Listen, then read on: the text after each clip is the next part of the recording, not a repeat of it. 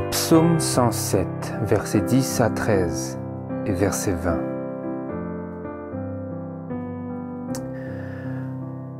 Ceux qui habitaient les ténèbres et l'ombre de la mort, retenus dans l'affliction et dans les fers, pour avoir été rebelles aux paroles de Dieu et avoir méprisé le conseil du Très-Haut. Ils avaient humilié leur cœur par la souffrance, ils succombaient loin de tout secours. Alors ils ont crié à l'Éternel dans leur détresse, et il les a délivrés de leurs angoisses. Verset 20.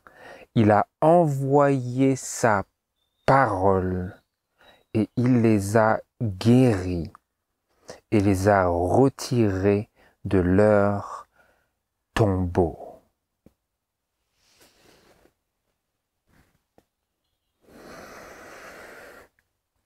Bonjour à tous frères et sœurs. On poursuit aujourd'hui notre méditation que l'on avait commencé sabbat dernier sur le sujet de la guérison.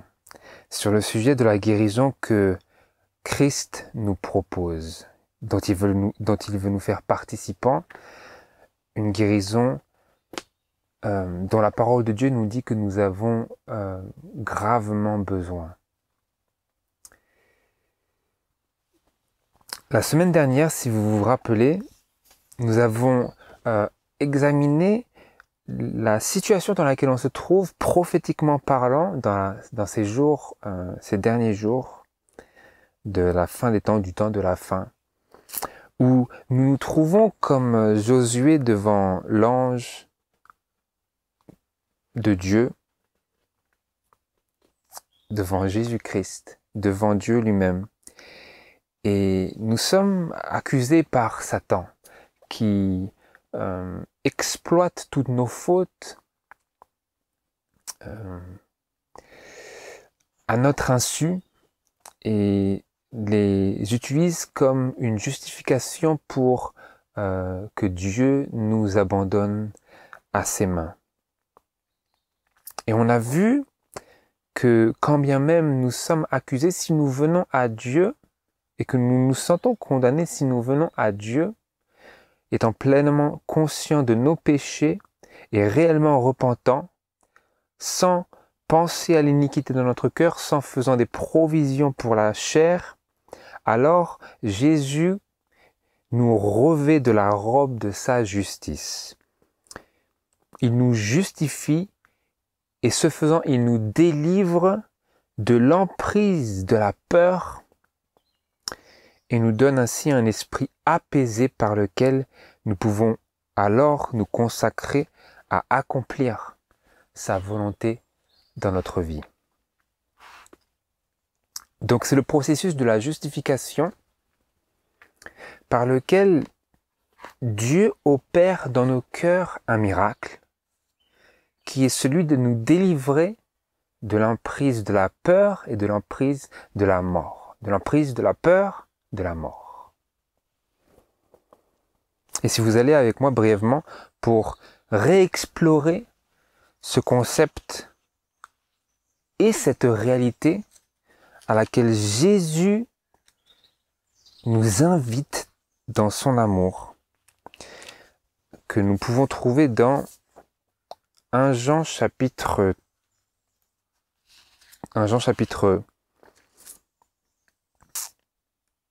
1, verset 9. Donc nous connaissons bien ce passage, qui est le passage clé, une des pierres fondamentales de l'édifice du christianisme biblique.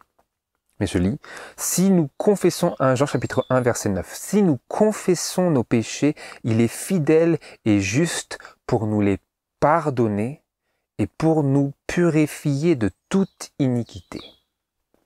Ça, c'est la promesse de la parole de Dieu. Où Dieu nous dit ici que si nous les confessons, sans faire de provision pour la chair, sans penser à l'iniquité, sans prévoir, planifier le péché dans nos cœurs, et que nous, donc, étons réellement, pleinement repentants de ces péchés, faisant ainsi, dans notre confession, acte de détournement, à 180 degrés, pour ainsi dire, de nos péchés, eh bien, il est écrit que il est fidèle et juste pour nous pardonner et pour nous purifier de toute iniquité. Parlant de Dieu, il est fidèle, il est juste pour nous les pardonner. Pour nous pardonner ces péchés. Donc, le pardon, c'est que pour les péchés que nous lui donnons, il va nous donner quelque chose. Pardon. Pour ce don que nous lui faisons de nos péchés, par cette confession pleinement repentante, il va nous donner quelque chose. Et ce quelque chose, nous l'avions lu, j'y reviens, se trouve dans Vers Jésus-Christ, le livre Vers Jésus, pardon, à la page 95 au paragraphe 2. Donc nous avions lu qu'avant la chute, il était possible à Adam d'acquérir un caractère juste par l'obéissance à la loi de Dieu, mais comme nous savons, il échoua et à cause de son péché, notre nature, la nôtre, est déchue et nous sommes incapables de nous rendre justes par nous-mêmes. Étant nous-mêmes pécheurs et mauvais, nous ne pouvons pas obéir parfaitement à la sainte loi de Dieu. Nous ne possédons pas de justice personnelle qui nous permette de répondre aux exigences de la loi de Dieu. Donc nous sommes bloqués à cause de notre nature déchue, mais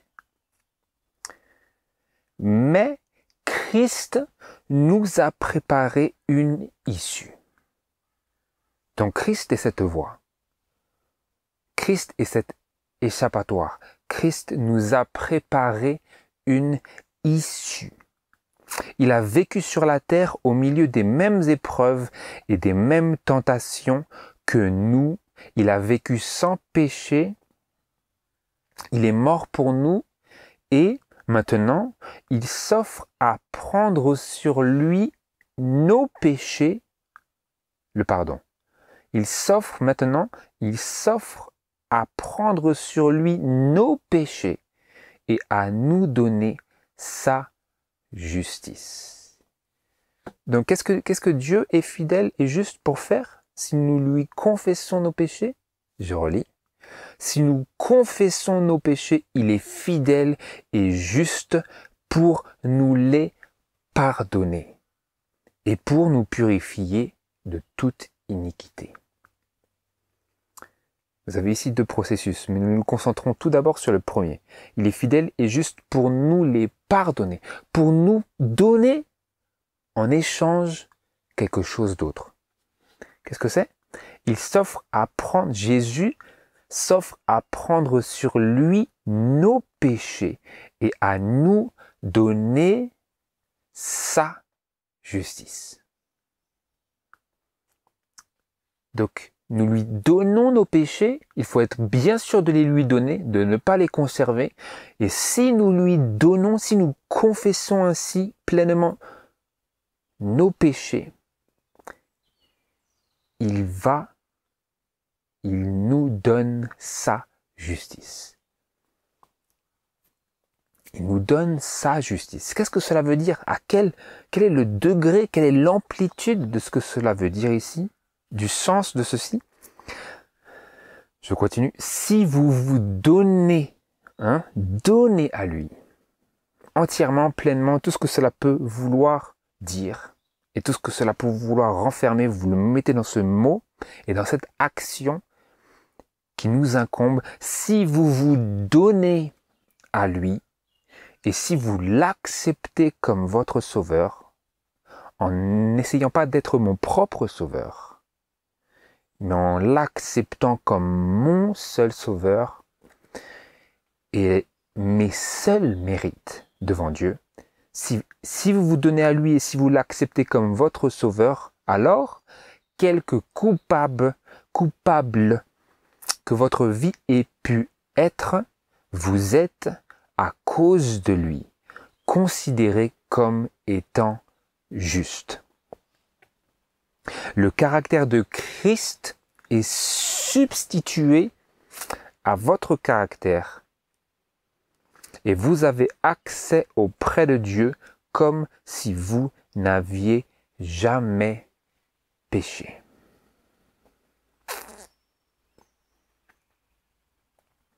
C'est le pardon. Donc vous voyez que le pardon, c'est plus que juste dire « c'est bon, je te pardonne ». Non, le pardon, tout d'abord, requiert de notre part que nous donnions pleinement à Dieu nos péchés et quand nous le faisons, il est fidèle et juste pour nous les pardonner. De telle sorte que nous avons maintenant accès auprès de Dieu comme si nous n'avions jamais péché. Pourquoi? Parce que le caractère de Christ est maintenant substitué à notre caractère. Et c'est lui qui paye le prix. Et nous récoltons sa justice. C'est la justification. Et au cas où, ce qui peut arriver très fréquemment, nous sentions condamnés, et à plus forte raison en ces derniers jours que Satan se tient à votre droite pour vous rappeler toutes les choses que vous avez faites qui sont contraires à la sainte loi de Dieu, si cette condition est la vôtre ou la mienne, eh bien dans 1 Jean chapitre 3, verset 20, nous avons la déclaration qui vient répondre à cette condition de l'âme, ce problème, cette situation de doute, où il est écrit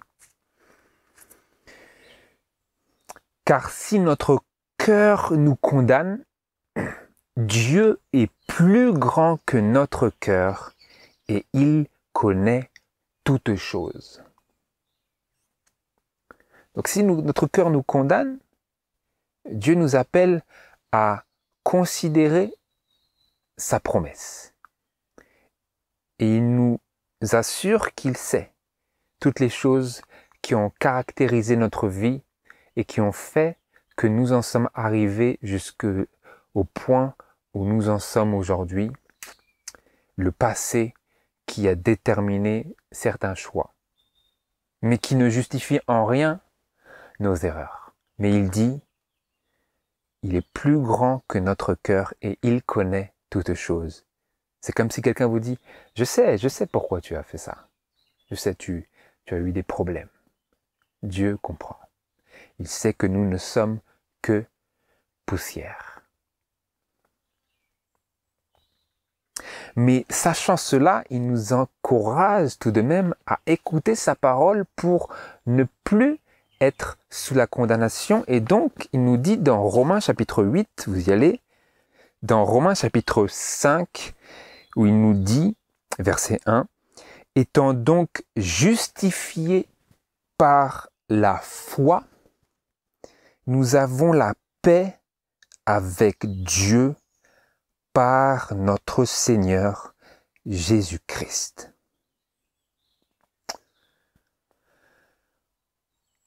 Qu'est-ce que Dieu nous dit ici? Étant donc justifiés par la foi, ayant traversé cette expérience que nous venons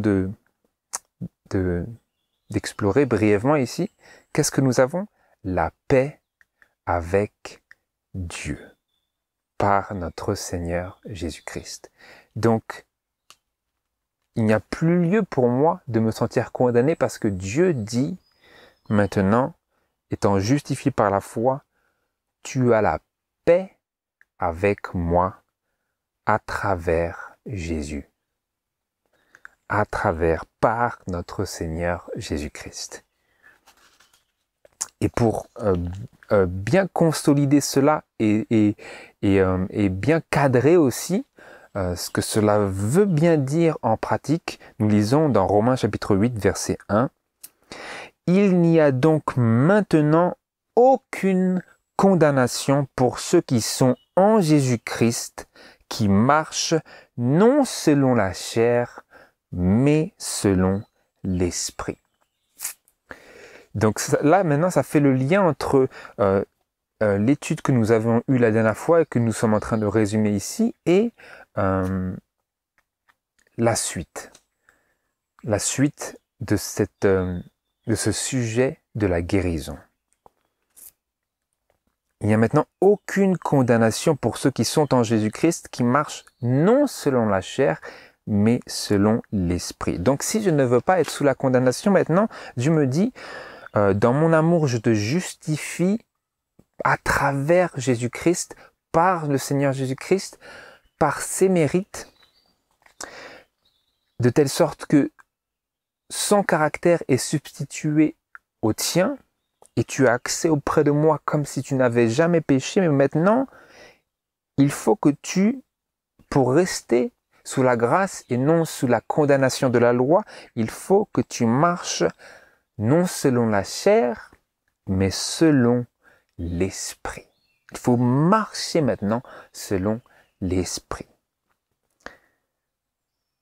Pour maintenir ce sens de l'amour de Dieu et que ce sentiment ne soit pas émoussé à cause d'une vie ou d'une marche qui est selon la chair.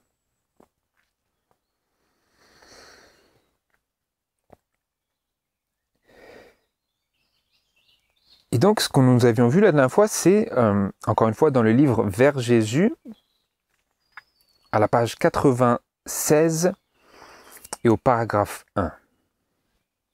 Donc, il y avait juste avant cette activité-là, où le caractère de Christ est substitué à votre caractère et vous avez accès auprès de Dieu comme si vous n'aviez jamais péché. Et ensuite, il y a plus. Ce n'est pas tout, autrement dit. Il y a plus. Christ change votre cœur. Il habite dans votre cœur par la foi. Il vous faut maintenir, vous voyez, cette marche avec Dieu selon l'Esprit. Il vous faut maintenir cette relation avec Christ par la foi et l'abandon constant de votre volonté à la sienne. Qu'est-ce que ça veut dire marcher selon la chair, selon l'esprit et non selon la chair?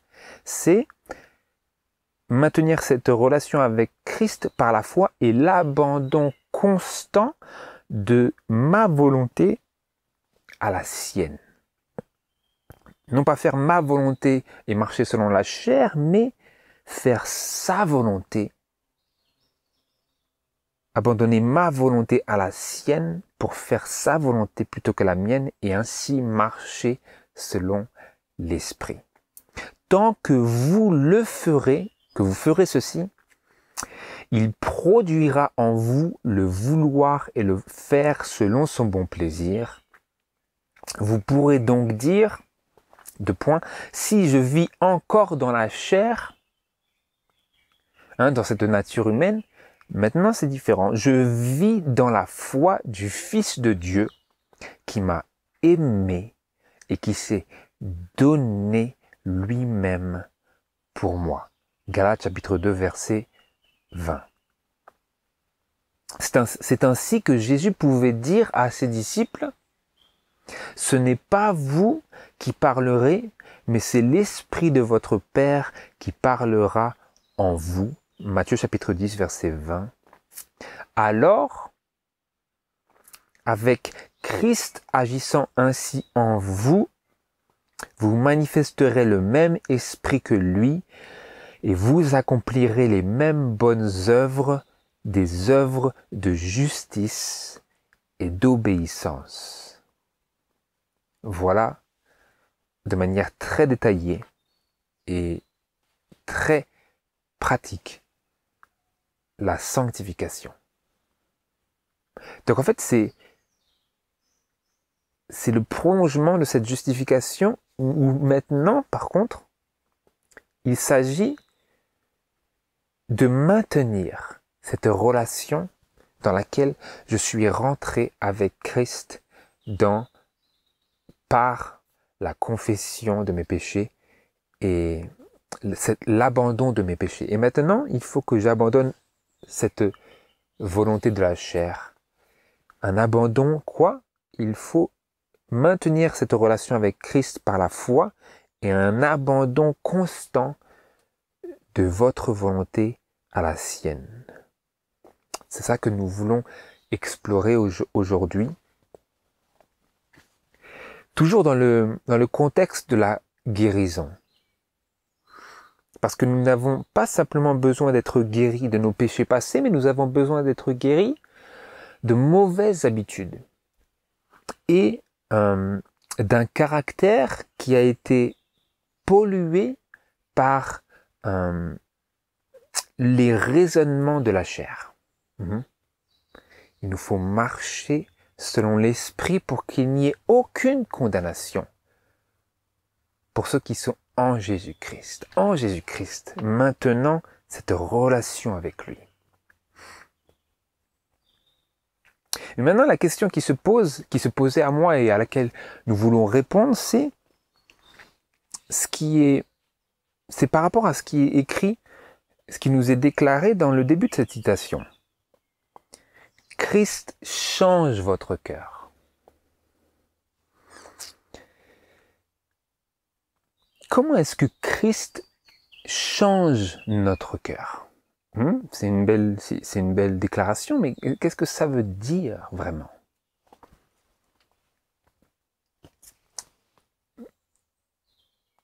Il est écrit aussi, il habite dans votre cœur par la foi. Par la foi. Qu'est-ce que ça veut dire? Ce sont des belles paroles, mais comment est-ce que je peux être certain que je comprends et que j'arrive à transcrire ces déclarations sur le papier ou sur l'écran dans ma vie de tous les jours? C'est de ça dont nous voulons nous assurer aujourd'hui, par la grâce de Dieu. C'est que nous ressortons après cela avec une assurance d'avoir bien compris comment être sûr que je suis bien en train de marcher avec Jésus et qu'il habite bien dans mon cœur par la foi. Donc, nous lisons que Christ change notre cœur et ensuite, on nous explique qu'il habite dans notre cœur par la foi. Donc, comment va-t-il changer mon cœur si ce n'est par la foi? Il ne va pas forcer son entrée dans mon cœur.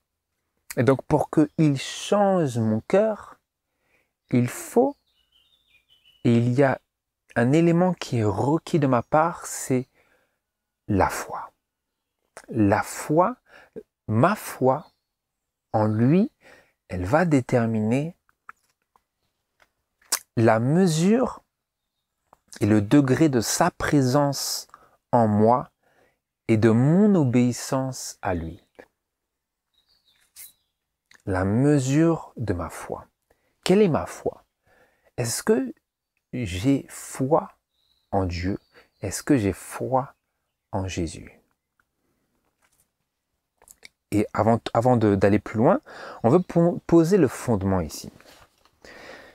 On veut poser le fondement en posant à Dieu cette question. Ou plutôt en nous posant cette question et en demandant à Dieu de nous y répondre. De quel genre de foi est-ce qu'il s'agit ici? Vous allez pour cela dans Galates, chapitre 5. Dans Galates, chapitre 5, et verset 6.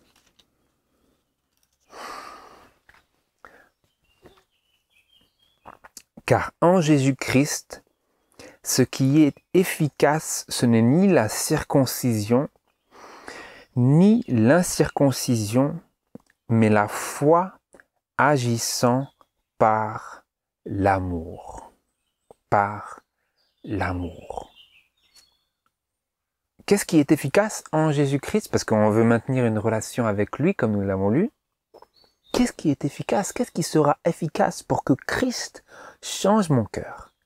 L'apôtre nous dit que ce n'est ni la circoncision, ni l'incirconcision, le fait de faire ceci ou de faire cela, en l'occurrence la circoncision, adhérer à un rite particulier,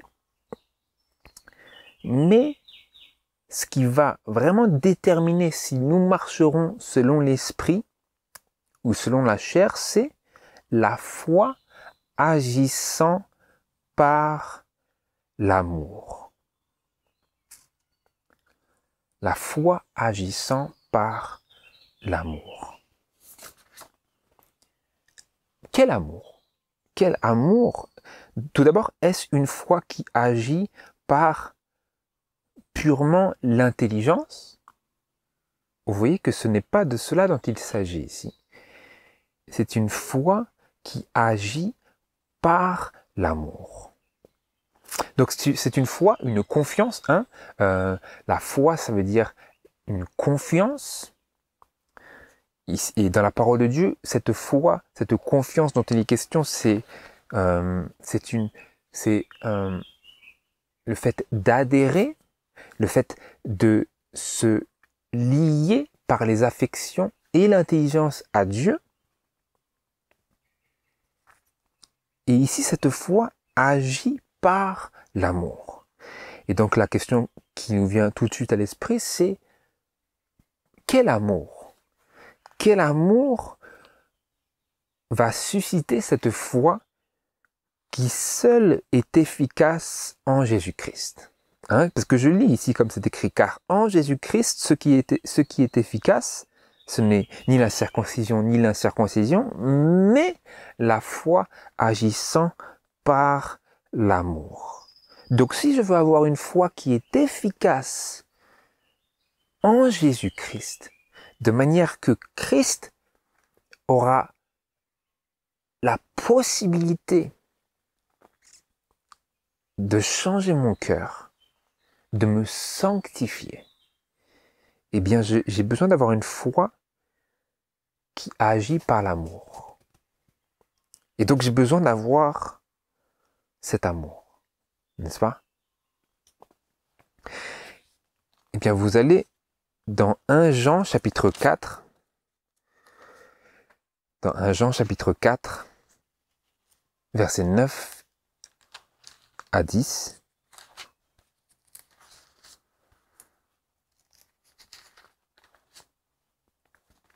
où l'apôtre Jean nous dit de quel amour il s'agit ici et quel amour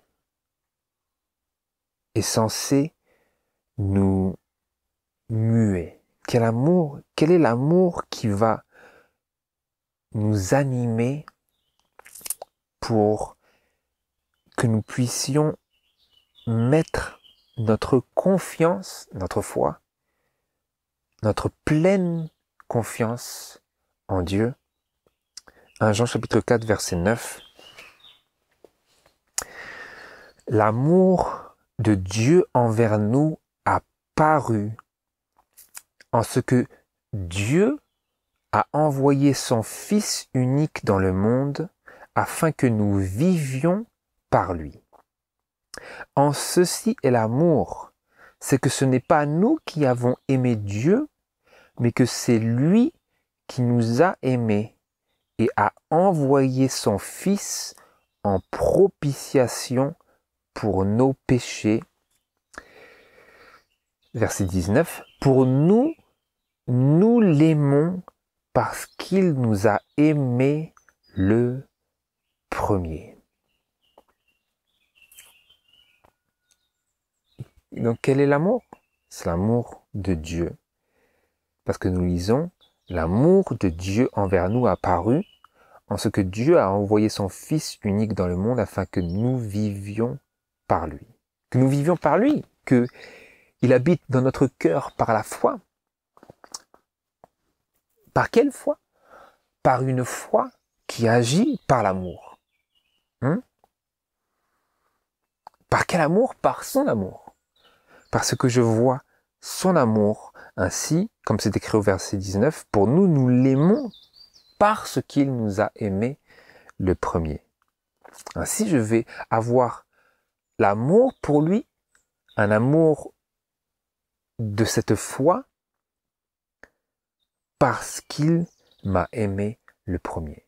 Mon amour va agir par l'amour. Et donc son amour va susciter mon amour et ma confiance.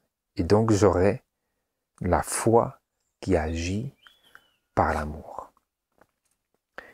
Et ici, il s'agit d'un amour qui est intelligemment embrasé par l'amour sacrificiel de Dieu.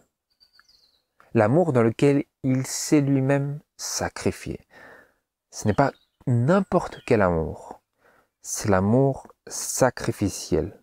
Parce que nous lisions au verset 10, en ceci est l'amour. Attention, ce n'est pas n'importe quel amour. C'est que ce n'est pas nous qui avons aimé Dieu, mais que c'est lui qui nous a aimés et a envoyé son Fils en propitiation pour nos péchés. Donc ce n'est pas moi qui l'aime d'abord. Ça c'est un élément crucial. Il faut que je réalise que moi je ne l'aime pas. Mais lui m'a aimé le premier lorsque nous étions encore ennemis, comme c'est écrit autre part, et a envoyé son Fils en propitiation pour nos péchés, afin de, donc en sacrifice propitiatoire pour nos péchés, pour nous rendre propices, pas pour rendre Dieu propice, Dieu était déjà propice, mais pour nous rendre propices, pour me rendre propice à lui. Et parce que il m'a rendu propice à lui, il a suscité mes affections pour lui, eh bien, je l'aime. À cause de cela, je l'aime parce qu'il m'a aimé le premier.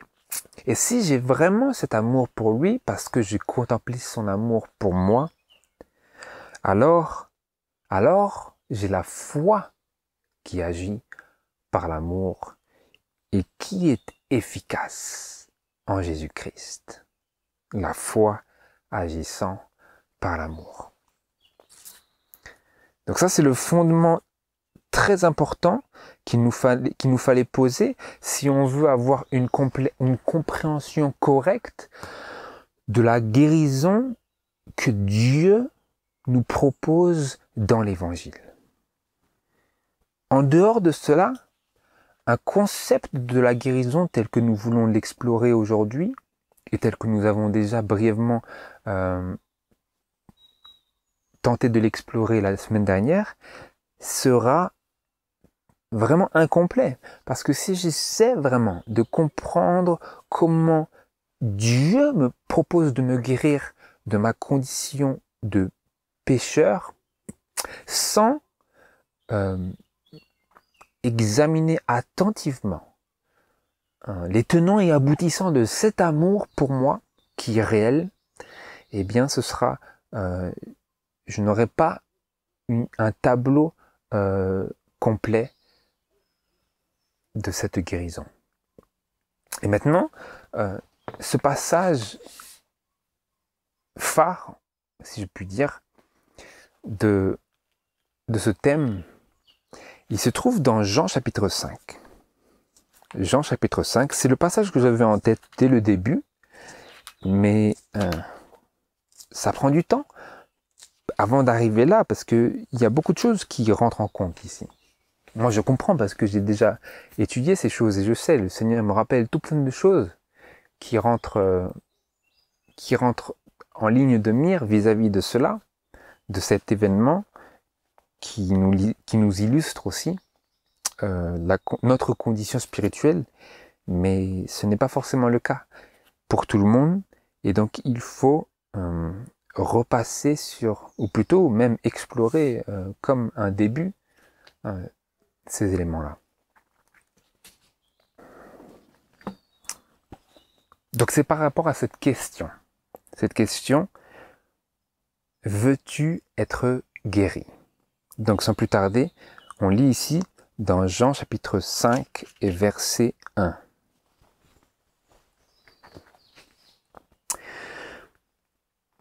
Après cela, venait une fête des Juifs et Jésus monta à Jérusalem.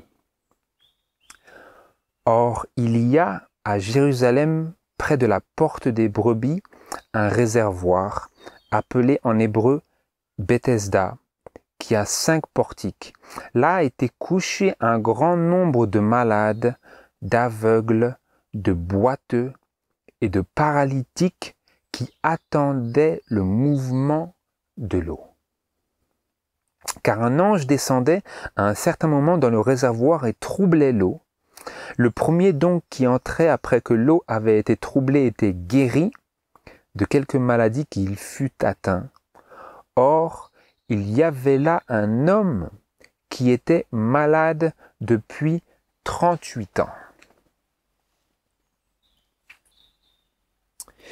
Jésus, le voyant couché et sachant qu'il était déjà malade depuis longtemps, lui dit : « Veux-tu être guéri ? » Le malade lui répondit : « Seigneur, je n'ai personne pour me jeter dans le réservoir quand l'eau est troublée, et pendant que j'y vais, un autre y descend avant moi. » Jésus lui dit : « Lève-toi, emporte ton lit et marche. » Et aussitôt, l'homme fut guéri, et il prit son lit et marcha. Or, ce jour-là était un sabbat.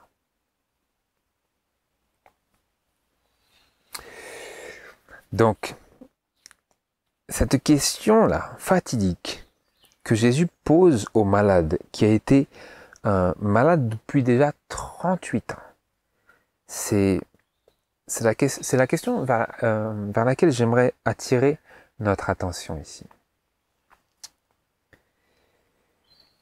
Qu'est-ce que Jésus dit à cet homme-là qui attend languissant pour une opportunité de pouvoir être miraculeusement guéri? Est-ce qu'il lui dit : peux-tu être guéri ? Est-ce qu'il lui dit : vas-tu être guéri ? La question, elle invite notre réflexion parce qu'il dit au paralytique, il lui dit : est-ce que toi, tu veux être guéri ? Est-ce que tu as la volonté d'être guéri ? Et donc, d'où le titre de notre thème, de nos méditations, veux-tu être guéri ? Non pas peux-tu être guéri ou est-ce que je veux que tu sois guéri, mais toi, veux-tu être guéri ? Et pour explorer cela, j'aimerais qu'on lise une déclaration qui se trouve dans le ministère de la guérison à la page 63, paragraphe 1.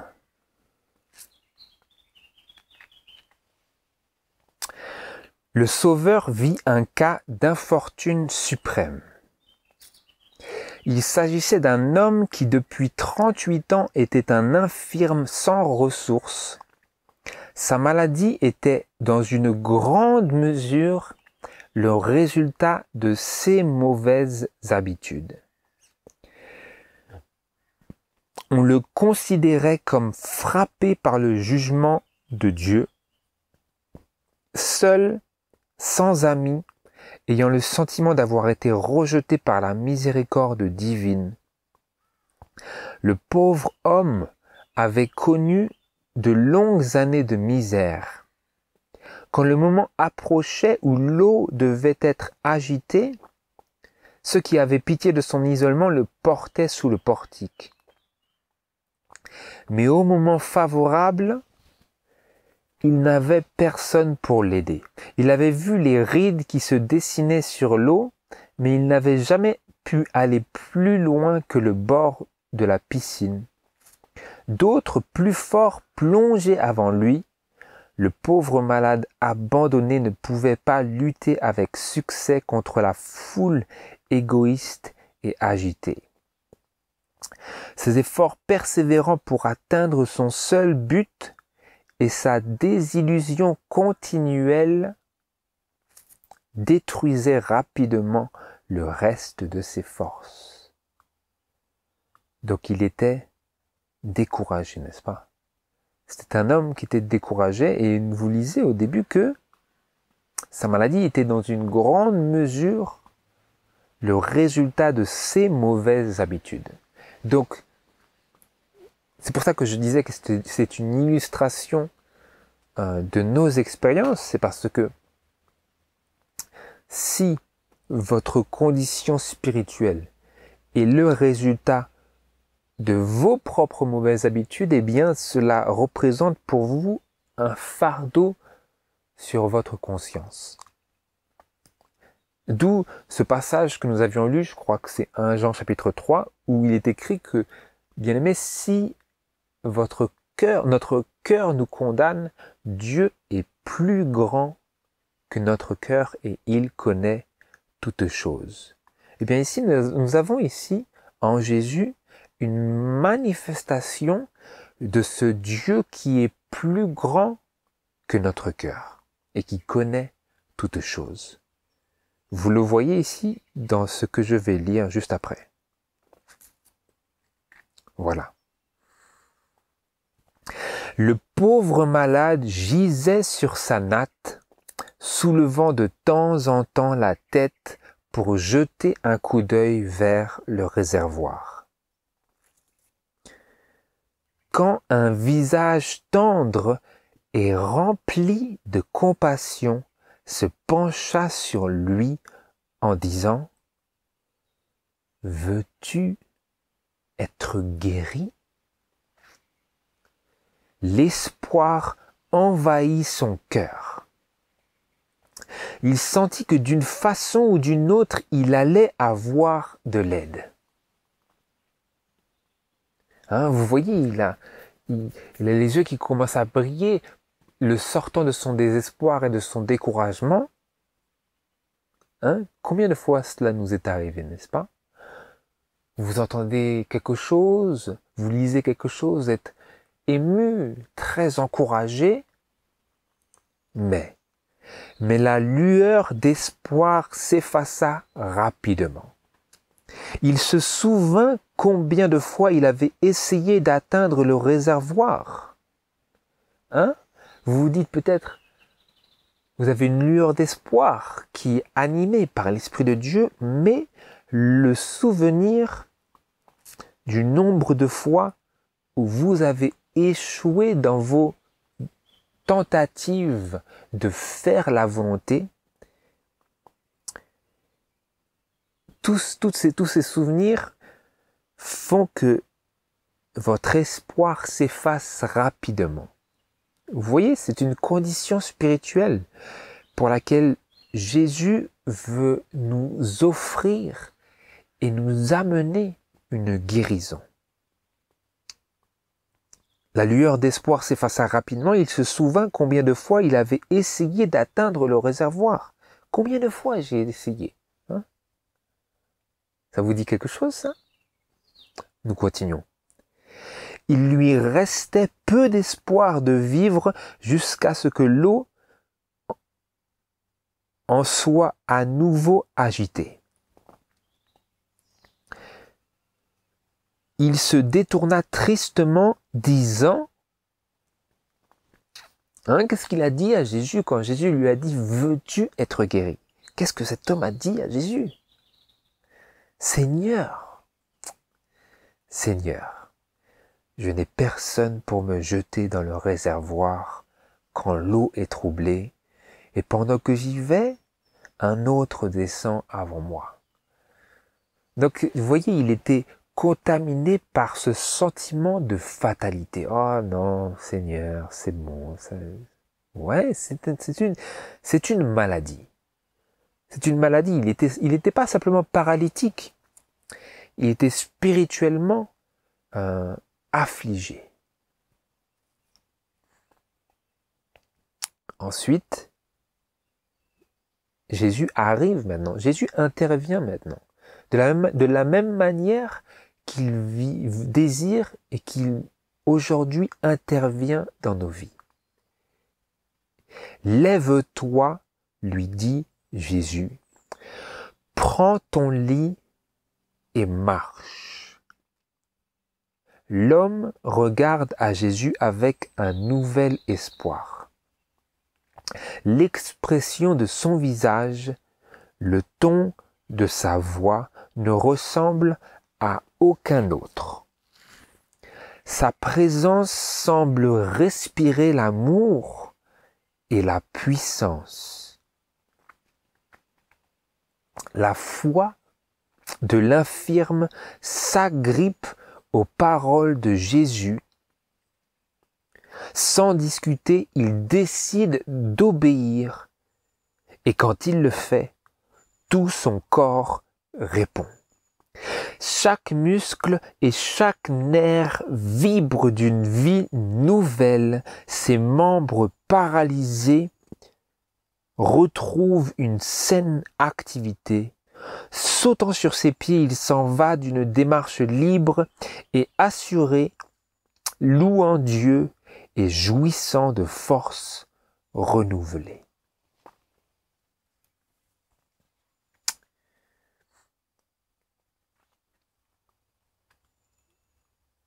Donc maintenant, l'esprit de prophétie, le Seigneur nous donne à travers l'esprit de prophétie un développement, une explication détaillée pour que nous puissions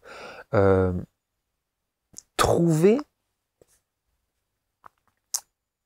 des réponses pratiques à nos propres problèmes spirituels. Je lis toujours dans le ministère de la guérison à la page 64 et au paragraphe 3. Jésus n'avait donné aucune assurance d'aide divine aux paralytiques.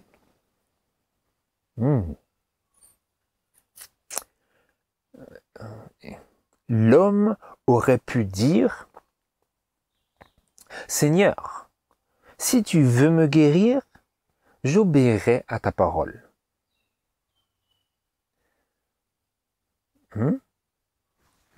Ça vous est déjà arrivé de communiquer comme ça? Si tu veux le faire, tu le fais, Seigneur. Et moi, j'obéirai. Seigneur, si tu veux me guérir, j'obéirai à ta parole. L'homme aurait pu dire cela. Il aurait pu se mettre à douter et perdre ainsi son unique chance de guérison. Très intéressant là. Donc en d'autres termes, si nous doutons face à l'invitation de Dieu, nous perdons ainsi notre unique chance de guérison, n'est-ce pas? Pour mettre ces choses en perspective. Il aurait pu se mettre à douter et perdre ainsi son unique chance de guérison. Pas du tout. Il crut à la parole de Christ. Il crut qu'il était pleinement guéri. Immédiatement, il fit l'effort pour agir et Dieu lui donna le pouvoir de le faire. Il voulut marcher et il marcha. Agissant sur l'ordre de Christ, il fut guéri. Quel était l'ordre? Rappelez-vous, le malade lui a répondu, Seigneur, je n'ai personne pour me jeter dans le réservoir quand l'eau est troublée, et pendant que j'y vais, un autre y descend avant moi. Jésus lui dit, quel était l'ordre de Christ ici dont on nous parle? Lève-toi, emporte ton lit et marche. Donc, comme c'est décrit, Jésus n'a donné aucune assurance d'aide divine aux paralytiques. mais il a donné un ordre impliquant une puissance communiquée. Voilà ce que cela implique. Quand Dieu donne sa parole, il ne tergiverse pas pour assurer charnellement les personnes à qui il s'adresse que oui, cela va fonctionner. Non, il donne sa parole en exprimant de manière implicite que sa parole renferme une puissance. Lève-toi, emporte ton lit et marche. Qu'est-ce que le paralytique a fait en réponse à cette parole? Nous avons vu qu'il aurait pu se mettre à douter, mais il n'a pas fait cela, pas du tout. Il crut à la parole de Christ, il crut qu'il était pleinement guéri. Immédiatement, il fit l'effort pour agir et Dieu lui donna le pouvoir de le faire. Donc il fit l'effort en réponse à la parole et quoi? Dieu lui donna le pouvoir de le faire. Pourquoi? Parce qu'il y avait une puissance dans la parole. Il voulut marcher, Jésus lui avait demandé, veux-tu être guéri? Il voulut marcher et il marcha, agissant sur l'ordre de Christ, il fut guéri.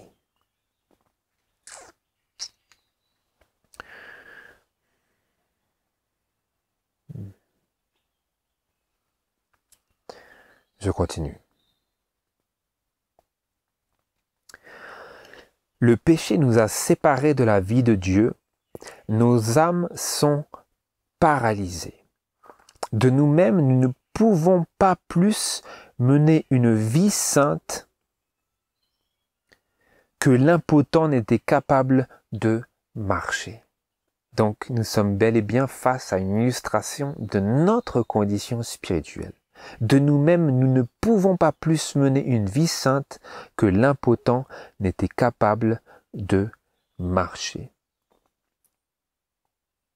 Donc quand il est écrit qu'il crut à la parole de Christ, je voulais y revenir parce qu'il y a quelque chose qui m'est revenu à l'esprit. Quand il est écrit qu'il crut à la parole de Christ, qu'est-ce que c'est? C'est la foi. Il eut cette foi. Et vous noterez qu'il eut cette foi aussi parce qu'il vit sur l'expression du visage de Jésus et par le ton de sa voix, l'amour et la puissance. Et donc sa foi fut animée par cette vision de Jésus et il crut à la parole de Christ, il crut qu'il était pleinement guéri et nous avons vu qu'il fit l'effort pour agir et Dieu lui donna le pouvoir de le faire. Je ne voulais pas rater cet élément-là. Et je reprends plus loin. De nous-mêmes, nous ne pouvons pas plus mener une vie sainte que l'impotent n'était capable de marcher. Beaucoup se rendent compte de leur situation. Désespérés. Ils soupirent après cette vie spirituelle qui les mettrait en harmonie avec Dieu. Ils font des efforts pour l'obtenir, mais en vain. Désespérés, ils s'écrient « Misérable homme que je suis, qui me délivrera de ce corps de mort ?» Romains chapitre 7, verset 24. Que ces âmes qui se débattent, accablées, regardent en haut. Le Sauveur se penche sur ceux qu'il a rachetés par son sang, leur demandant avec une pitié et une tendresse inexprimable, « Veux-tu être guéri ?» Il vous ordonne de vous lever en paix et en pleine santé. N'attendez pas de vous sentir guéri. Ouh. Voilà, nous avons l'application, frères et sœurs, par laquelle nous allons pouvoir clore notre méditation. N'attendez pas de vous sentir guéri. Croyez à la parole du Sauveur. Mettez votre volonté du côté de Christ. Décidez de le servir. Et en agissant selon sa parole, vous recevrez la force. Quelle que soit la mauvaise habitude, la passion dominante qui par une longue indulgence ont maîtrisé l'âme et le corps, Christ est capable de nous en délivrer et il le désire ardemment. Il donnera la vie à l'âme morte dans ses fautes. Il libérera le captif retenu par la faiblesse, l'infortune et les chaînes du péché. Parce qu'il connaît toutes choses. Et il est plus grand que notre cœur. Et plus encore, maintenant, il nous donne un ordre. Quel est cet ordre? Tout d'abord, le Sauveur se penche sur ceux qu'il a rachetés par son sang, leur demandant avec une pitié et une tendresse inexprimables, « Veux-tu être guéri ?» Donc il s'adresse à nous, il dit, « Tu souffres, tu es paralysé, comme cet homme était paralysé. Mais tu veux être guéri, n'est-ce pas ?» Il dit, « Veux-tu être guéri ?» Avec une pitié et une tendresse inexprimables, se penchant sur ceux qu'il a rachetés par son sang, à savoir nous, et il nous demande, il me demande, « Est-ce que tu veux être guéri ?»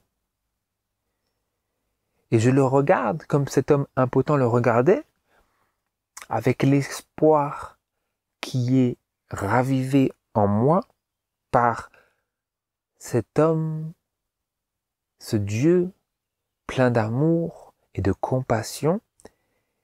Et ma foi est animée, elle est attisée, elle est embrasée par son amour. Et donc, ayant animé ma foi, m'ayant éveillé à son amour, il m'ordonne, il dit quelque chose, il exprime, il prononce une parole par laquelle je vais pouvoir être délivré si je m'y accroche. Il vous ordonne de vous lever en paix et en pleine santé. Comme il a dit à cet homme, lève-toi, tu veux être guéri? Oui, dans son cœur il disait, oui Seigneur, je veux être guéri. Il a sorti des excuses au début, il a dit, Seigneur, je n'ai personne pour me jeter. Mais ensuite, la présence de Christ lui a inspiré la foi qui agit par l'amour. Et ensuite, Jésus lui a dit, lève-toi, emporte ton lit et marche. Lève-toi, emporte ton lit et marche. Et donc, la parole de Dieu vient à nous comme quelque chose qui soit semblable, quelque chose qui soit un équivalent vis-à-vis de nos propres paralysies spirituelles, n'est-ce pas? Donc lui, c'était pour le sortir de sa paralysie physique. Et nous, Dieu nous prononce sa parole pour que nous puissions être délivrés de notre paralysie spirituelle. N'attendez pas de vous sentir guéri, c'est un élément très important ici. N'attendez pas de vous sentir guéri. L'homme aurait pu dire, si tu veux bien me guérir, j'obéirai à ta parole. Il aurait pu attendre d'être guéri. Il aurait pu raisonner comme cela, mais non.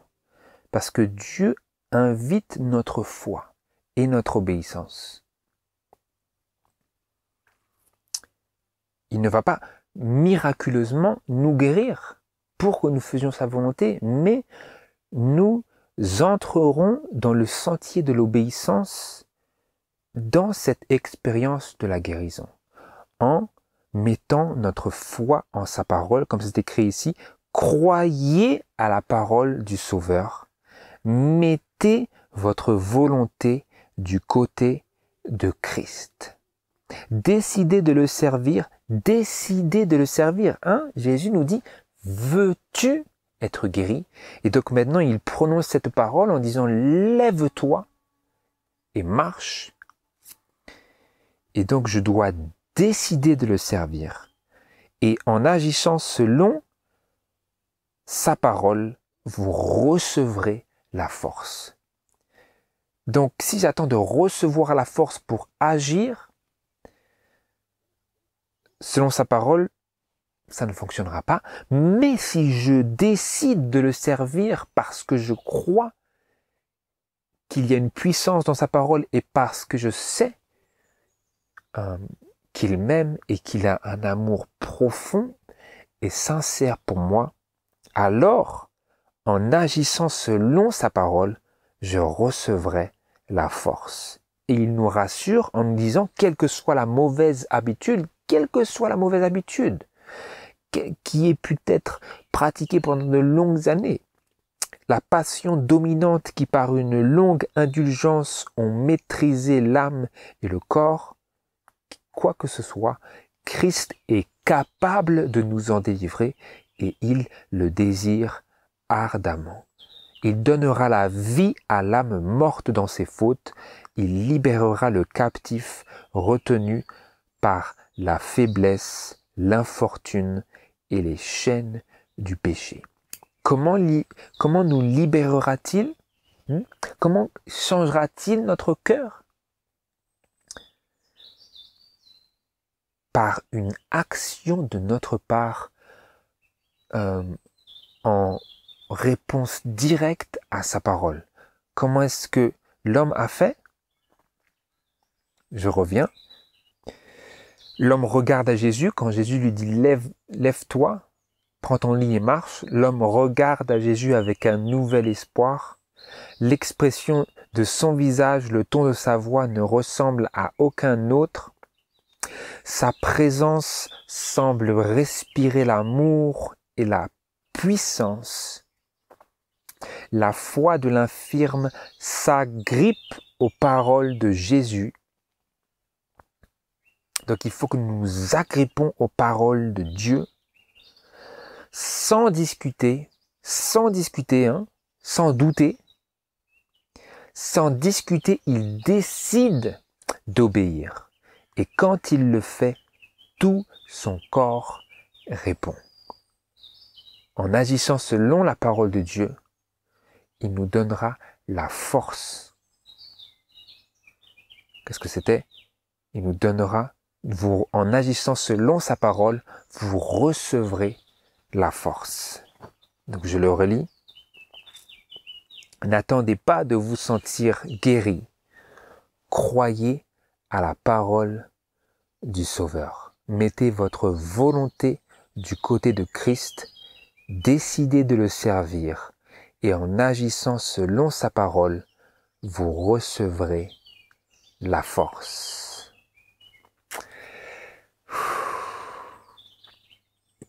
Voilà, frères et sœurs. Nous avons, comme on dit, du pain sur la planche,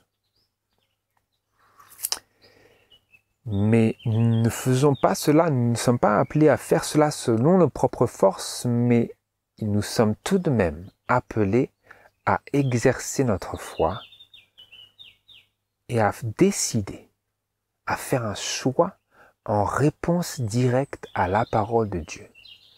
Donc la prochaine fois que nous nous retrouvons face à une tentation intense et forte, une passion, dominante, une mauvaise habitude, Jésus nous souffle à l'oreille, parle à notre cœur et nous dit, d'une part, veux-tu être guéri? Et d'autre part, lève-toi et marche. Ne reste pas vautré dans le sang de ton iniquité, mais lève-toi dans la lumière du ciel et marche avec moi. Maintiens cette relation avec moi par la foi. C'est ce que Dieu nous appelle à faire. C'est la relation dans laquelle il nous invite aujourd'hui. Et puissions-nous nous rappeler, frères et sœurs, prendre ces choses à cœur, et puisse le Saint-Esprit nous accompagner. Mais à la fin de la journée, comme on dit, la décision nous incombe. Est-ce que je veux être guéri? Et si oui, je manifesterai mon amour pour Dieu par cette décision d'obéir, cette décision de le servir. Puisse le Seigneur nous aider abondamment, c'est ma prière, et que le Seigneur soit avec vous. Amen.